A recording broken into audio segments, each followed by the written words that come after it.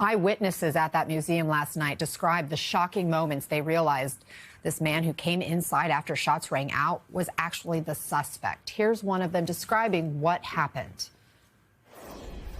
A man came in and he looked very scared, and we thought that he was just in the street and heard these gunshots and maybe came into the building because he wanted to be somewhere safe and not in the streets. So people are helping him, and they're talking to him. Are you okay? Then I'm talking to him and I'm like, so do you like the museum? Just kind of trying to relax him. And he's like, oh, what kind of museum is this? So I told him it's a Jewish museum. And he asked me, do you think that that's why they did it? Like, it referencing the gunshots that we had heard. And it took me a second. I'm like, no, I don't think that's why. I'm sure it's unrelated. He didn't even have the Palestinian keffiyeh. He had the Jordanian keffiyeh. So I think he's a really confused person. So he pulls out his keffiyeh and he says, I did it. I did it for Gaza. Free, free Palestine. And he's chanting this. And then suddenly the police come in and they arrest him.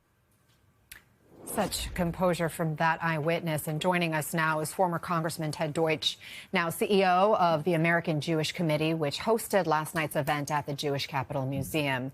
Thank you so much for being with us under these circumstances. It is so shocking to hear these accounts of what happened last night. How's everyone who was there holding up this morning?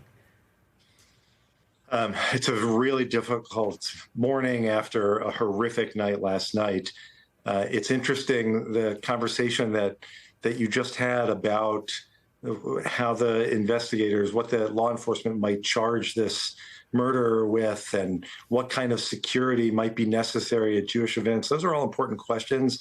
But I think for the Jewish community, what we hope people understand finally is that when someone dresses like a terrorist, when they call for the destruction of the one Jewish state, when they scream in support of Hamas terrorists who massacred Jews, that leads to real violence in the real world. That's what we saw last night. And this morning, not just those of us who were tied to what happened there directly, but in the Jewish community around the world, literally around the world, I've heard from Jewish leaders everywhere, there is an enormous sense of fear and dread, but also the hope that finally our friends and neighbors will come to understand why we cannot tolerate this growing and dangerous and violent anti-Semitism. And let's put up the pictures of the victims again. This beautiful young couple just out for a night on the town, we're told. What more can you share about Sarah Milgram and Yaron Leshinsky? Well, Sarah and Yaron are both close partners, friends of American Jewish Committee of AJC. Sarah is deeply involved with our organization. We work closely with Yaron, and they were participating in our event last night that was focused on diplomacy, on humanitarian diplomacy, on trying to help make people's lives around the world better, to help strengthen the Middle East for everyone who lives there. That's what our organization is about. It's what the Jewish people is about.